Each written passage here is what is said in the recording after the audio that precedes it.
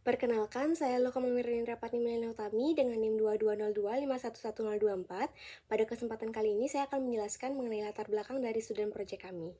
Noise-induced hearing loss merupakan kondisi kerusakan multifaktorial yang terjadi pada struktur pendengaran. Gangguan ini bisa disebabkan oleh adanya paparan suara keras dari lingkungan pekerjaan ataupun lingkungan kita sehari-hari. Durasi dan juga intensitas terhadap pebisingan merupakan faktor utama, di mana paparan suara di atas 85 desibel selama waktu yang lama dapat merusak organ aorti yang terletak pada koklea. Koklea ini merupakan struktur pendengaran yang fungsinya untuk mengubah gelombang suara menjadi impuls listrik. Kerusakan pada bagian ini akan menyebabkan gangguan pendengaran yang permanen sehingga dapat berdampak sangat negatif pada kualitas hidup seseorang. Pada tahun 2017, WHO memperkirakan bahwa 5% populasi dunia menderita gangguan pendengaran. Noise-induced hearing loss merupakan kondisi yang dapat dicegah jika tindakan pencegahan yang tepat, seperti penggunaan pelindung pendengaran, sehingga dapat mengurangi kerusakan akibat paparan kebisingan yang keras. Berdasarkan paparan tadi, dalam student project ini akan membahas mengenai definisi, etiologi, faktor resiko, patofisiologi, diagnosis, prognosis, pencegahan, dan juga tata laksana untuk noise-induced hearing loss. Om Swastiastu. Sebelumnya, perkenalkan nama saya Igi Gede Ananda Krisna Makarna dengan 3 digit NIM terakhir 184. Baik, adapun juga rumusan masalah yang akan dibahas pada penulisan ini, yaitu sebagai berikut. Yang pertama, ada apa definisi dan epidemiologi dari noise induced hearing loss, dan bagaimana etiologi dari noise induced hearing loss, kemudian bagaimana faktor risikonya, kemudian bagaimana patofisiologinya, kemudian bagaimana diagnosis dari noise induced hearing loss, kemudian juga bagaimana pencegahan dari noise induced hearing loss, dan bagaimana tata laksana dari noise induced hearing loss. Baik, di sini saya akan melanjutkannya untuk tujuan penulisannya yang akan diperoleh dari rumusan masalah di atas, yaitu sebagai berikut. Yang pertama, mahasiswa dapat mengetahui definisi dan juga epidemiologi dari noise-induced hearing loss.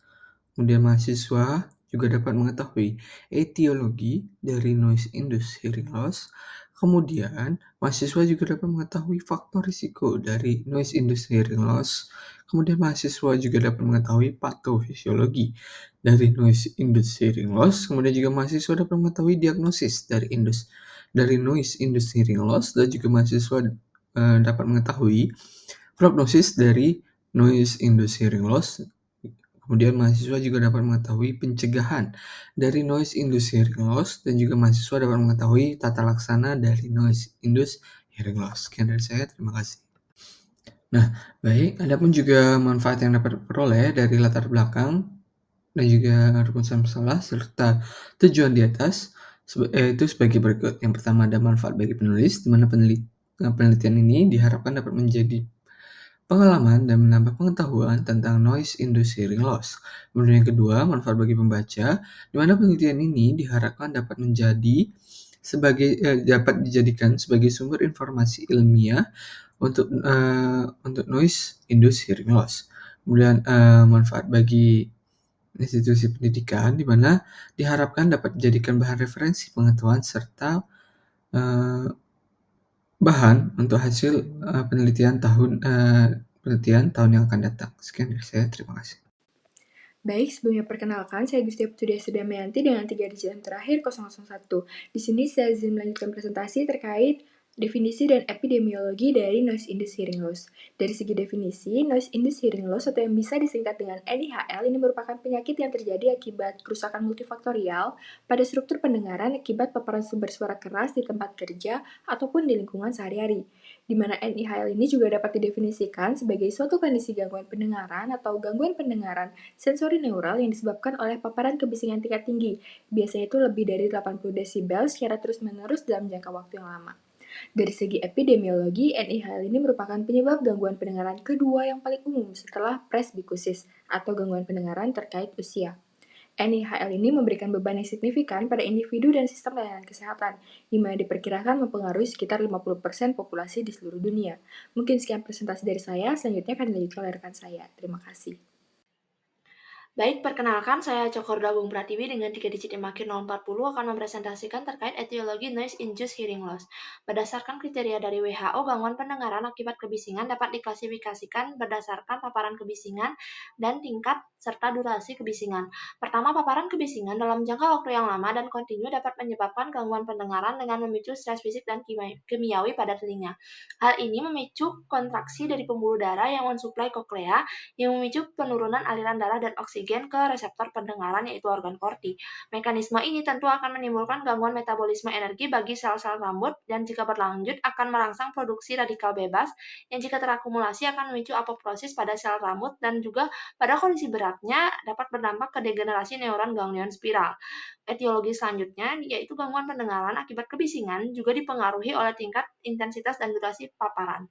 Menurut NIOS dan Peraturan Menteri Ketenagakerjaan Republik Indonesia, di sini menetapkan suatu peraturan terkait ambang batas kebisingan mencakup tingkat kebisingan serta waktu paparan maksimal yang dapat ditolerir oleh manusia yang terlihat seperti pada tabel di layar.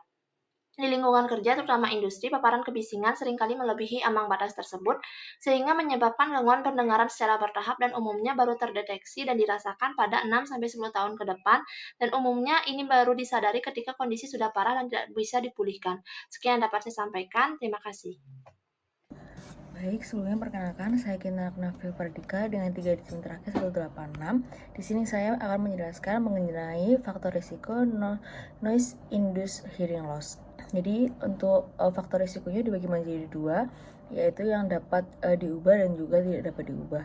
Yang dapat diubah itu meliputi intensitas kebisingan, lama kerja atau durasi, dan juga merokok. Untuk intensitas kebisingan, ini akan menyebabkan gangguan yang lebih parah apabila melebihi 85 desibel.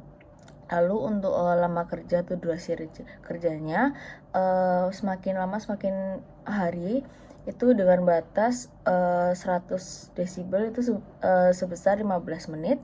Lalu untuk merokok itu juga salah satu faktor risikonya, dikarenakan untuk asap tembakunya sendiri itu akan menghasilkan nikotin dan karbon monoksida yang mana akan menekan pembuluh darah dan mengulangi suplai oksigen ke telinga bagian dalam yang pada akhirnya akan menyebabkan gangguan pendengaran.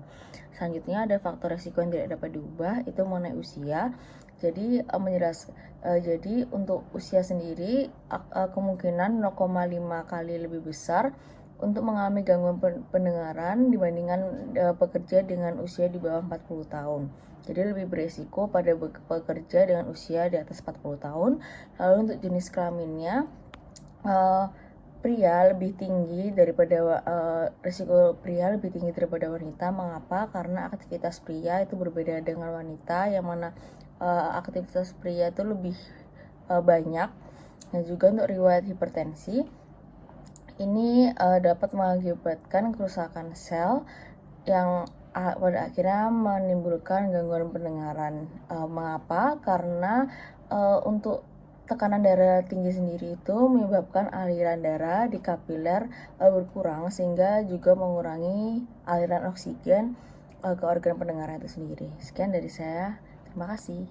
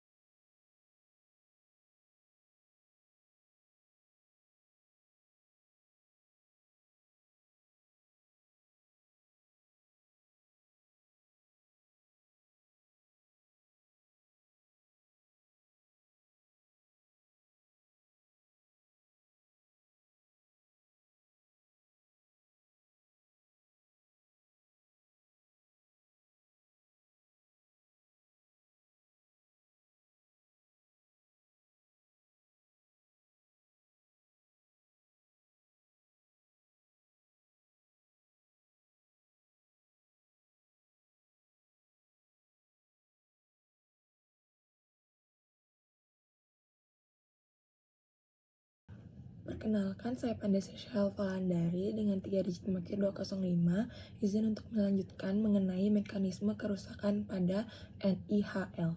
Ada stres oksidatif, di mana stres ini akibat adanya terbentuknya reaktif oksigen spesies atau ROS dan juga radikal bebas. Lalu ada perubahan metabolik di mana menyebabkan sel-sel pada telinga itu dapat mengalami kematian akibat nekrosis atau apoptosis. Lalu di sini saya akan melanjutkan mengenai efek negatif tambahan kebisingan pada telinga bagian dalam. Paparan kebisingan dapat merusak terutama sel-sel rambut yang bertanggung jawab untuk mengirimkan sinyal suara ke otak. Ini menyebabkan beberapa gangguan seperti tuli sementara, di mana pendengaran ini akan pulih setelah waktu istirahat yang cukup diberikan. Lalu ada tuli permanen, di mana tidak dapat diperbaiki akibat paparan kebisingan dalam jangka waktu lama. Yang terakhir ada tinnitus. Individu ini mendengar suara berdenging atau berdesing tanpa adanya sumber suara dari eksternal. Mungkin sekian dari saya, terima kasih. Baik, sebelum perkenalkan, nama saya Muhammad Aziz Ilham dengan NIM Mahir 220. Di sini saya akan menjelaskan mengenai diagnosis dari noise induced hearing loss. Untuk yang pertama adalah riwayat kesehatan yang merupakan langkah awal yang penting dalam diagnosis NIHL. Evaluasi ini mencakup pengumpulan informasi tentang paparan kebisingan pasien di lingkungan kerja atau sehari-hari, yaitu terkait durasi, intensitas, serta konsistensi paparan. Selain itu, pertanyaan tentang gejala seperti tinnitus dan sensitivitas suara juga dilakukan.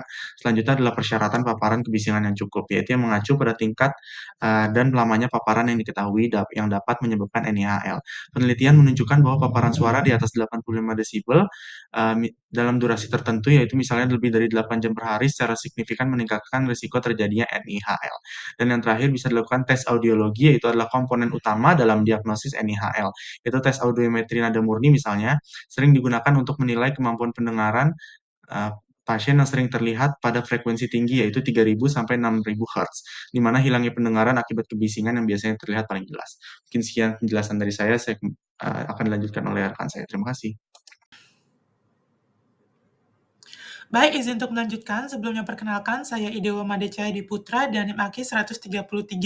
Jadi untuk prognosis dari noise induced hearing loss ini, terdapat beberapa faktor yang mempengaruhi dari prognosis NIHL ini. Yang pertama itu dari durasi dan intensitas paparan terhadap kebisingan, yang mana ini merupakan faktor utama, di mana paparan suara di atas 85 desibel selama waktu yang lama itu dapat merusak sel-sel rambut di koklea secara permanen. Frekuensi suara juga berkontribusi. Suara dengan frekuensi tinggi cenderung lebih berbahaya. Kemudian ada faktor demografi seperti usia dan juga riwayat kesehatan. Turut mempengaruhi di mana individu yang lebih tua dan memiliki penyakit tertentu misalkan seperti diabetes mellitus, itu mungkin lebih rentan terhadap NIHL. Selain itu, faktor genetik juga dapat mempengaruhi kerentanan seseorang terhadap kerusakan pendengaran.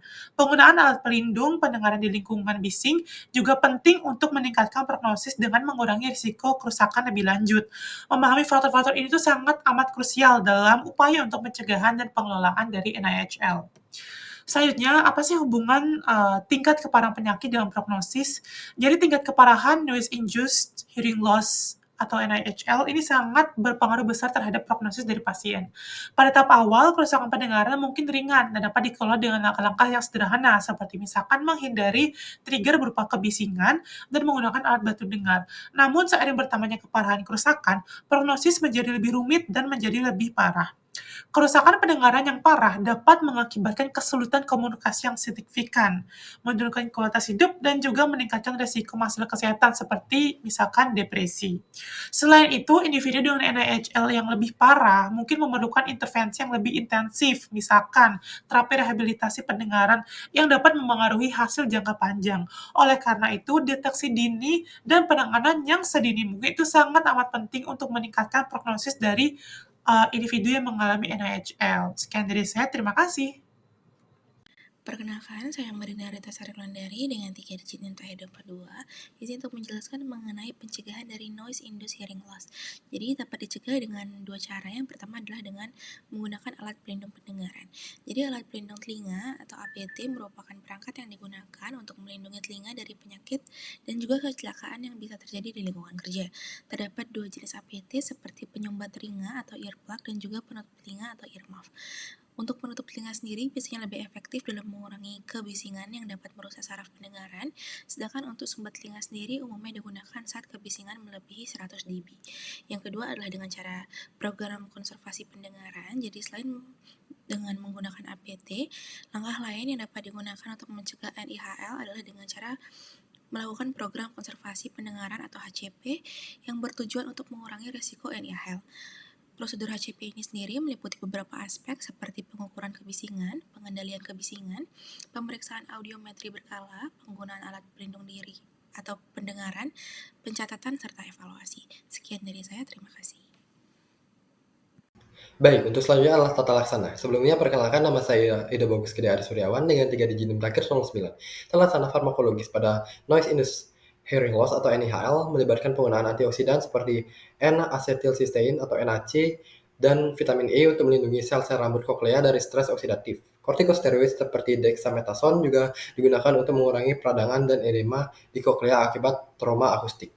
Pendekatan non-farmakologis mencakup penggunaan alat pelindung pendengaran seperti earplugs dan earmuffs, serta rehabilitasi pendengaran seperti terapi aural dan alat bantu dengar. Edukasi mengenai perlindungan pendengaran dan pengurangan paparan suara bising juga penting untuk pencegahan dan tata laksana NIHL.